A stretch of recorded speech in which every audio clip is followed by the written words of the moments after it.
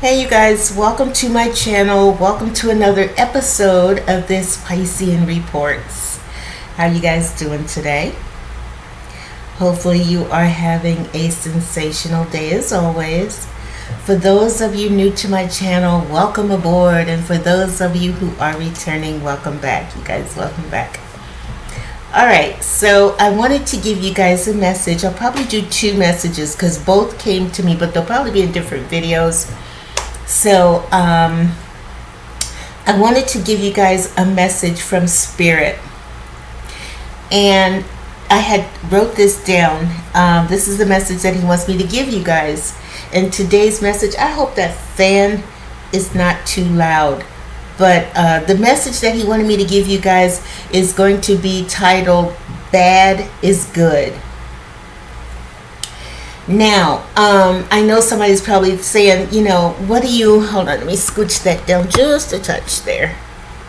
And I know you guys are like, well, what do you mean bad is good, I was getting ready this morning, and when I was getting ready, I put on my Cardinal shirt today, and I was thinking about the Cubs. And the Most High had put that, in my spirit. And when I say bad is good, I was thinking about, like I said, the Cubs. The Cubs and the Cardinals, for those who don't know. Sorry, and my window's down. For those who don't know, the Cubs and Cardinals have this, rivalry that we've had for a minute now. I guess since the beginning of baseball or something. I don't know. But you get what I'm saying. It's a long-standing rivalry, right? And I used to watch them when I was young. They used to be on WGN. I don't know if it still is, but this was in the beginning of cable. And so when the Cubs came on, when the Cardinals visited the Cubs, the announcers would say, the Cardinals are playing those lovable losers, the Cubs. And I remember, I can't imagine being a Cub fan. It was hard. I know it had to be hard because for a long time, they hadn't, at that point, they hadn't had a World Series championship in forever. And I remember it even getting to the point where they hadn't had, it was 100 years. They hadn't had a World Series championship in 100 years. And I remember as a child, sitting up and watching, well, not a child, I was in my late teens, early 20s, because when the Cardinals won the World Series in '82, that's when I became a full-on Cards fan. I was from that point on, I've been a fan. So I would sit and peel potatoes and get ready for dinner, and I'd watch the games, or they would have an afternoon game, and I'd be watching, and you would see the fans with these bags on their heads, and it would have the little tears, coming down their face. It was hard. It was hard to be a Cub fan, and what amazed me, and I understood why they called them the lovable losers, because they never won a championship. They hardly ever won a division, much less a championship. And but yet and still they're and it amazed me, and that's a tribute to how great the Cub fans are.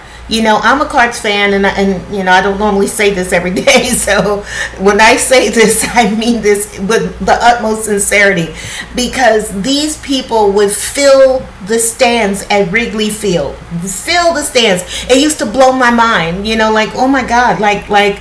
They're like one of the worst teams in baseball, and yet their stands were always filled. And I felt it had a lot to do with Harry Carey, because at one point, I think it's in the 7th inning stretch, he would sing "Take Me Out to the Ball Game," and so here's this long-standing, and then plus it's that rivalry, Cubs Cards, and so we would invade, Chicago as well, and so, but anyway, so I thought about that, and I was like, it had to be bad. It was bad, and it had to be hard to be a Cub fan.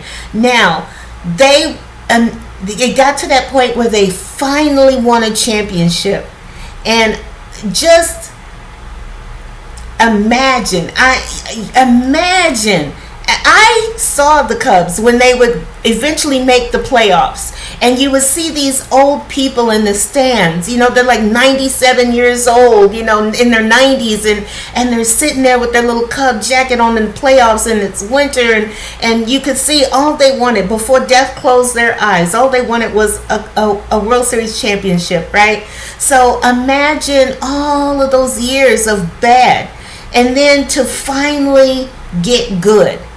So you can only imagine how incredible, when they won, I watched the World Series, and I won, in the stands they were elated. They were absolutely elated, and I was happy for them. And this is what I mean. When I say bad is good, you can never ever appreciate the good without the bad. The bad, I wrote this down, the bad is a blessing in and of itself, because how are you ever going to know how good is if you've never experienced bad? And so those of you who are going through it right now, if there's anyone out there who's experiencing a lot of the bad, the universe, spirit wants me to just tell you to give thanks, okay, for the bad, because that bad is the gauge through which you will then know what good is. Okay. I was talking to a friend of mine about when I stayed in this it used to be a shelter, and then they turned it into like a situation where that communal living situation where you could come back and rent out a room. And I ended up in one of the smallest rooms in this place. It was small, and I was telling him how I had all of my things around me. I did a video on it a long time ago when I first started my channel, and I was and I was really upset because a lot of people were,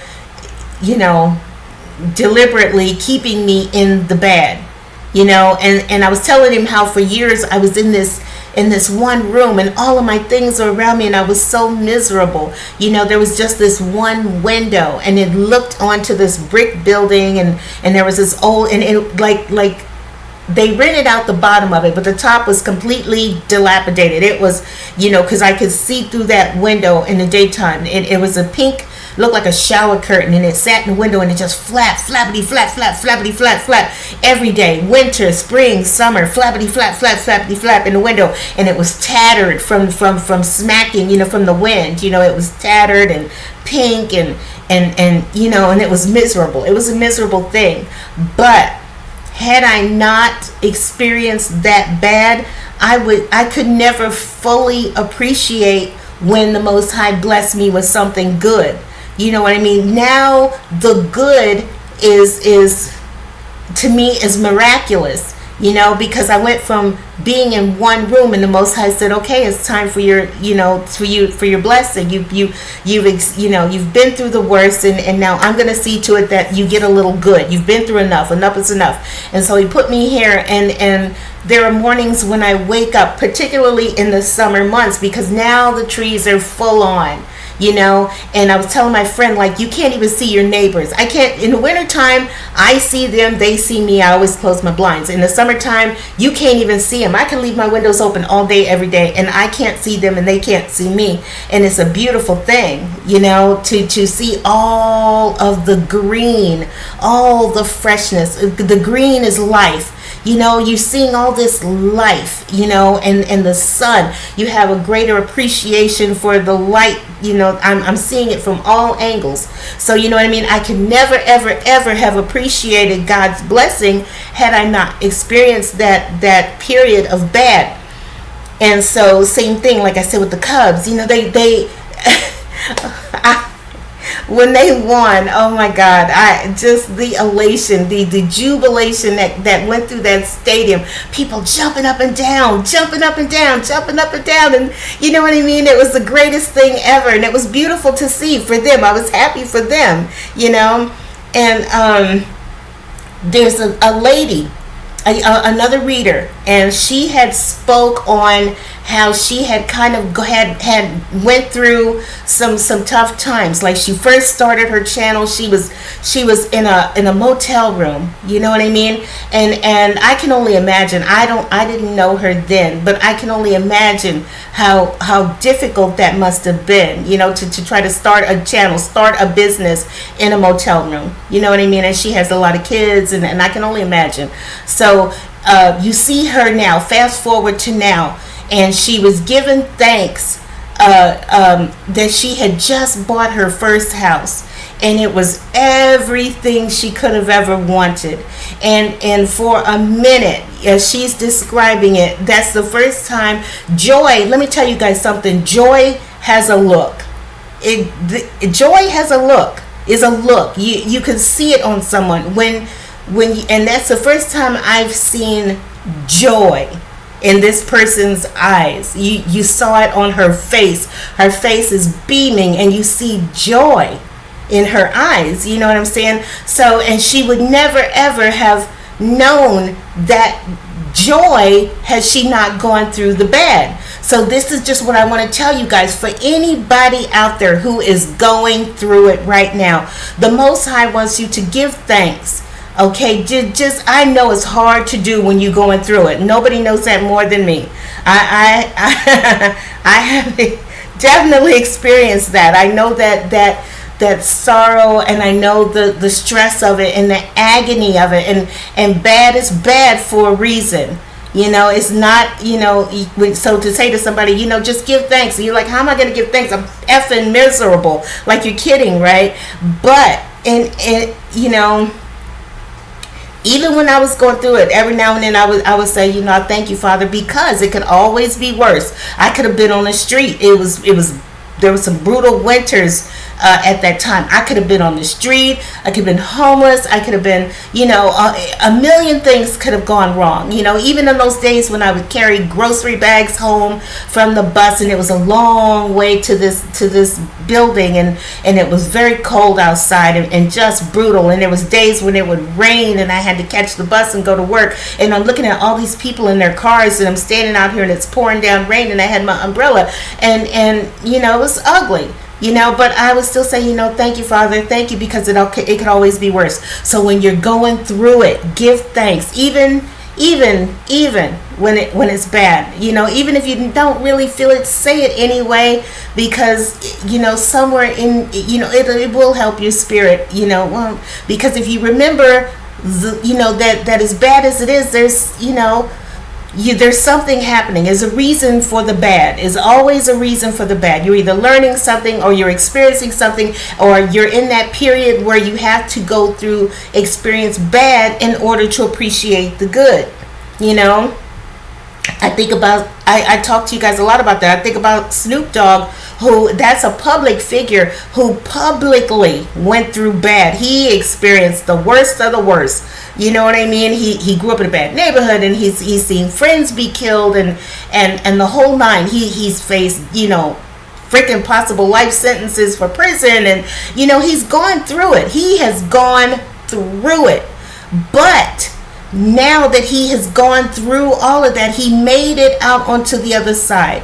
It's like going through a tunnel or a vortex. If you're going to be rewarded, if Spirit is going to reward you, if He's going to bless you, you've got to know what bad is, so that when you come out on the other side, and when it's time for your blessing, you will gauge and know and understand just how good is.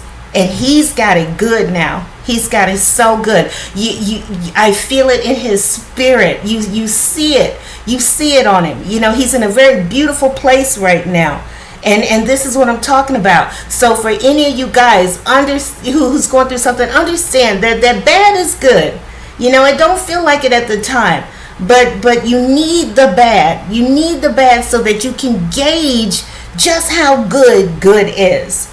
Okay? So yeah, Spirit just was like, you know what? They put that in my spirit, and I was like, yeah, you know, people, let people just remind them, you know, that bad is good. It's not always Bad can be good sometimes. It's we need it. We need it as much as we hate it. It's as much as necessary part of life as anything else, because like I said, you won't know if you have good all the time. You'll never appreciate it. You'll just assume it's supposed to be this way. You're supposed to have this. I mean, you know what I mean. You just feel like that, you're just supposed to have it. And the word entitled to it is it coming in my mind, but I don't like to use that word. That word is thrown around way too loosely. But you know what I mean? It's like if you have it all the time, if you had a great upbringing and you never wanted for anything. I was looking at an episode of Intervention, and there was this family, and they said that they, as children, they never wanted for anything. Never. Because the father, in this episode, the father grew up getting hand-me-downs all his life, and he swore to himself when he had his kids would always have, they would never go without. And they said themselves that, and the mom too, same situation. The mom grew up poor. Her mother had left her, and so she was left with this prostitute, and this prostitute was a drug addict, and the prostitute involved her daughter, involved this woman in some very ugly things. So these two people, when they met and they got together, they grew up to be very beautiful people, very wonderful people, and so he saw her, they fell in love, the whole nine, right? And so their children never wanted for anything, and they said so. They never wanted for anything. Never. They had the world's greatest vacations, the whole nine. Their parents, they couldn't have asked for better parents. So if you grow up never wanting for anything, always having good, nothing ever goes wrong, you've had the most of the most and the best of the best, how are you ever going to gauge what good is if you've had it all your life? You never, you know what I mean? So, sometimes you need that bad, and as ugly and as unfortunate as it was that they, experienced some setbacks, and then they became alcoholics. They turned to alcohol, and it was started off on the weekends, and then it became a daily thing, and they became addicted, and the children ended up suffering, and they just wanted their parents back. They wanted the good back. That was the bad. You never, you know what I mean? So how can you possibly appreciate what you had if you've never had it? And so here comes that period where they got to experience the bad, the lack, we've got to help our parents. They fell down, they're going down, they're experiencing struggle and strife and stress, and it's affecting them, and all they want is for things to just be good again. And ultimately it did end up getting better. They did go in and get the help that they needed, and they were able to stay sober from that point on. I think somebody may have relapsed briefly, but they all got sober, and they stayed sober, and they got their parents back, and they got, their lives back, But, sometimes that's just how life is. You cannot have it good all the time. You'll never know how great is if you have it all the time. So give thanks for the bad. Bad is good. Okay? All right, that is the message that I wanted to leave for you guys in this particular video. I hope you enjoyed it. If you did, do me a favor and hit the like button, subscribe to the channel, because nothing would make me happier than to let you guys know that bad is good. It is. It's you have to have it. We don't want it, but sometimes there's a hidden reason for it, so that when you do get the good, you'll appreciate it that much more. Like Snoop, and here he is now in this beautiful life, and beautiful, you got a wife, he still married to the same woman, and they've got grandkids, and they get to watch the grandkids grow together and be together in love, and he travels and has just, he's made it through the vortex, and he's entitled. He is entitled to all of this good. He's entitled to it. He's earned it. He's deserved it. You know what I mean? And that's wonderful. So the same thing for you guys. If you're going through it, you understand when the good comes, you will know that you deserve it. You can appreciate it now. You can cherish it that much more. If you can cherish your children, if you have children, you always wanted children, or a career that much more, or whatever it is you're striving for, you can appreciate it that much more because you've gone through the worst. Okay? All right, I'm gonna go. I love you guys. I will see you all next time on the next video. You have a terrific rest of your day. I'll talk to you guys next time. Y'all have a good night. Bye bye.